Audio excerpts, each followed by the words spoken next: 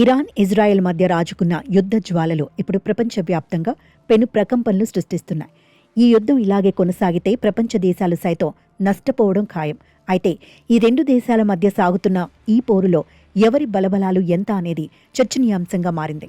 అసలు ఏ ఆయుధాలు వీరి అమ్ముల పొదిలో ఉన్నాయి? ఇజ్రాయేలుకు సపోర్ట్ చేస్తున్న అమెరికా ఈ యుద్ధం కోసం ఎంత ఖర్చు చేస్తోంది? పశ్చిమాసియాలో ఇరాన్, ఇజ్రాయెల్ మధ్య సాగుతున్న యుద్ధం ఇప్పుడు నిర్ణయాత్మక దశకు చేరుకుంది. 2026 గ్లోబల్ ఫైర్ పవర్ ఇండెక్స్ ప్రకారం సైనిక శక్తిలో ఇజ్రాయెల్ ప్రపంచవ్యాప్తంగా 15వ స్థానంలో ఉండగా ఇరాన్ 16వ స్థానంలో నిలిచింది. ఇజ్రాయెల్ వద్ద సుమారు 1.70 లక్షల మంది క్రియాశీల సైన్యం, 4.65 లక్షల మంది రిజర్వ్ సైన్యం ఉంది. దీనికి విరుద్ధంగా ఇరాన్ తన అపారమైన మానవ వనరులతో 6.10 లక్షల మంది క్రియాశీల సైనికులను, 2.20 లక్షల మంది పారామిలిటరీ దళాలను కలిగి ఉంది. ఇజ్రాయెల్ వైమానిక శక్తిలో తిరుగులేని ఆధిపత్యాన్ని ప్రదర్శిస్తోంది.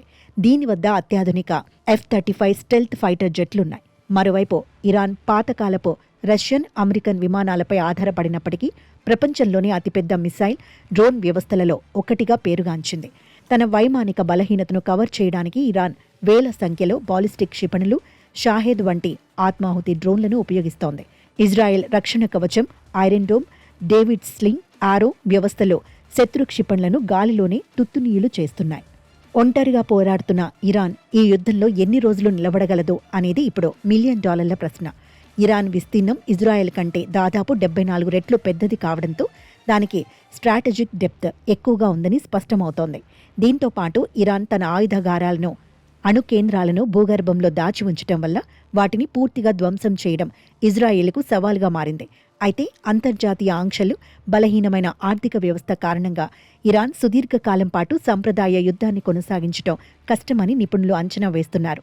యుద్ధం సుమారు 3 నుండి 6 నెలలు సాగితే ఇరాన్ ఆర్థిక వ్యవస్థ కుప్పకూలే ప్రమాదం ఉంది. ఇటు ఇజ్రాయెల్ కూడా ప్రతిరోజు సుమారు $725 మిలియన్ సైనిక వ్యయాన్ని భరిస్తోంది. ఇజ్రాయెల్ అత్యాధునిక సాంకేతికతతో వేగవంతమైన దాడులు చేయాలని చూస్తుంటే ఇరాన్ మాత్రం యుద్ధాన్ని సాగదీసి శత్రువును ఆర్థికంగా దెబ్బతీయాలని భావిస్తోంది. ఇరాన్ తన axis of resistance, Lebanon, Yemen ప్రాక్సీల ద్వారా ఇజ్రాయెల్ను అన్ని వైపుల నుంచి చుట్టుముట్టే ప్రయత్నం చేస్తోంది. ఇదిలా ఉంటే ఈ యుద్ధం వల్ల అమెరికాకు అవుతున్న ఖర్చు విస్తుకొలిపేలా ఉంది.